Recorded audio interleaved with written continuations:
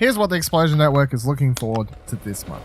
On September 4th, we've got Wu-Tang, the American Saga, coming to hopefully Stan. It is debuting over in Hulu in America. The show tracks the Wu-Tang Clan's formation, a vision of Bobby Diggs, who strives to unite a dozen young black men that are torn between music and crime, but eventually rise to become the unlikeliest of American success stories.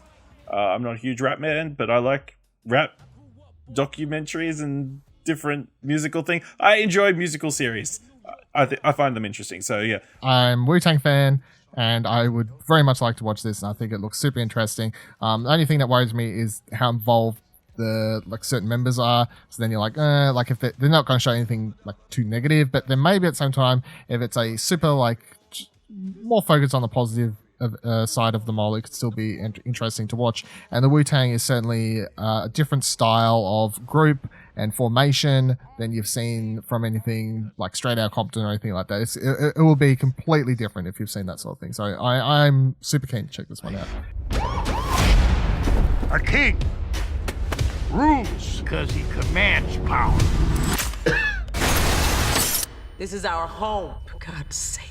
Got to stop. I'll make something of myself. Then on September 18th, you have American Horror Story 1984 coming out. We don't actually know much about this yet. All we know is it's set during 1984, and all the trailers that they've been releasing have been teasing something that basically looks like Friday the 13th, but on a bigger, longer scale. A lot of your big names from the series aren't in this series either, including like Evan Peters. Super keen because it does look like it's going to be telling a Friday 13th type slasher story. I'm keen for the setting. Hopefully it drops day and date in Australia on Foxtel or something. We don't actually have confirmation yet that I could find. September 23rd, we have the 71st annual Emmy Awards.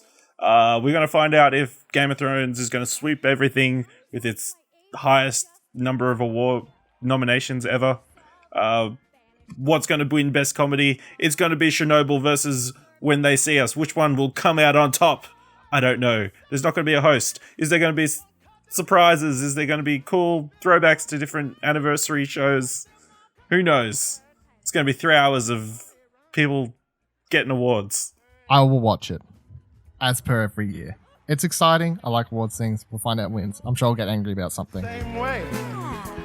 We solved it. This room is so diverse. From Democrat to liberal Democrat. Can I sing another verse? Guys. This next one is honestly one of the most interesting TV things that have happened this whole year. So on September 25th, Crank Yankers Season 5 is coming.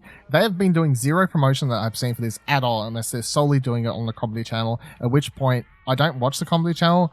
I do have access to it, but if that's the only place they're advertising it, I'm not going to see it. But Crank Yankers is returning. If you're from Australia, Crank Yankers used to be on all the time on SBS at like 10 o'clock at night. That's where I watched it all when I was in high school growing up. Quick synopsis for Crank Yankers, in case you don't know what it is though.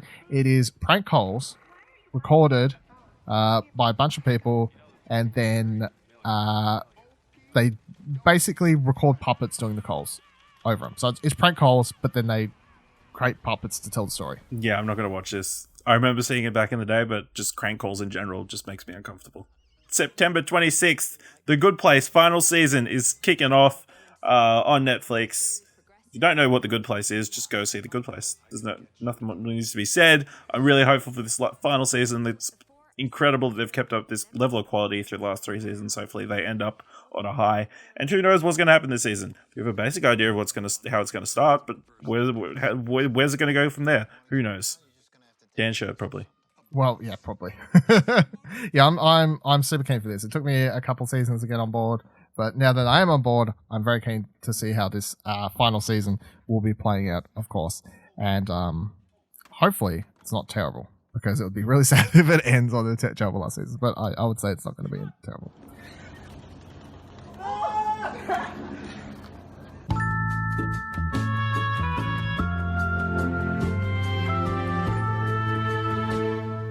And then on September 27th, The Politician comes out. So this is Ryan Murphy's first, I think, of a multi-deal that he has with Netflix for a bunch of TV shows.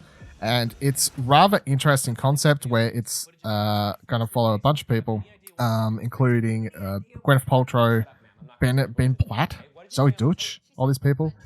It's going to follow the politician aspirations on Platt's Peyton Hobart, a wealthy Santa barbarian, and every season will revolve around a different political race his character is involved in. So I'll watch it because Ryan Murphy's doing it. Is basically what I'm saying. Yeah.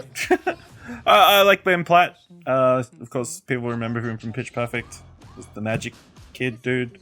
And then I like Zoe Deutsch. She was in Set Up last year. But yeah, the only thing is, this first season is meant to be set during a high school race. They don't look like they should be in high school. I've seen them much older. It's a bit jarring. But other than that, it looks fun. It gives off election vibes. The Reese Witherspoon film from back in the day. Should be good. You don't have to be a good person, as long as you do good things. Tell me all the stuff that would make a difference to you. What do you care about? I can't believe it. That I'm a stone-cold bitch with ice water in my veins? I want that trophy.